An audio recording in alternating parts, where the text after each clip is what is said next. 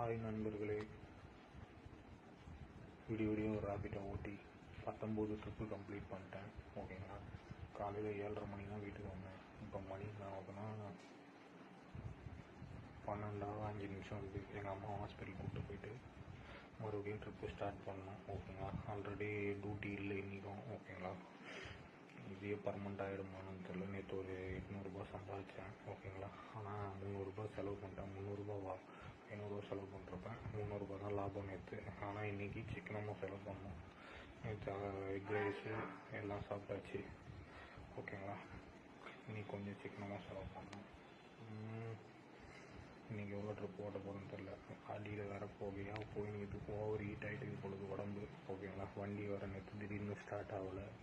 Booking வந்துட்ட பிறகு அப்புறமா கிக்கர் ஸ்டார்ட் பண்ணனால ஸ்டார்ட் ஆகிடுச்சு. அதுக்கப்புறம் வந்து திடீர்னு ஒரு மாதிரி இன்ஜின் மூச்சு வாங்குற மாதிரி ஆயிடுச்சு. ஏதோ ஃபால்ட் வந்துச்சுங்க. ஏன்னா நடக்குதுன்னே தெரில. நம்மளுக்கு மட்டும் இன்னும் புதுசாக ஃபால்ட் வரும் தெரில. அடியில் வந்து ஒரு மாதிரி ப்ளீடிங்காக போயிட்டுருக்கு. ஓகேங்களா, ஓவர் ஹீட் ஆனவுடனே.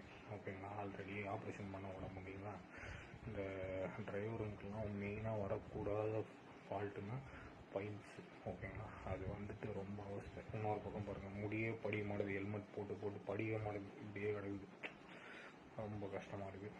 தூக்கம் இல்லை, டிப்ரெஷனாக இருக்கும். ஓகேங்களா, கடன் இருக்குது. ஓகேங்களா, வீட்டில் அம்மாவுக்கு வீட்டில் யாருக்குன்னா பிரச்சனைனா எல்லா பிரச்சனையும் நம்மளுக்கு தான் வரும். ஓகேங்களா, ஏற்கனவே கண் ஆப்ரேஷன், ஒரு பக்கம் பைல்ஸு. ஓகேங்களா, பழைய ஏற்கனவே பண்ணது தான், திரும்பி வர பண்ணோமான்னு தெரில. ரொம்ப போல் லைட்டாக போகுது. என்னன்னா பாத்ரூமே கெதின்னு கிடக்கத்தாகுது.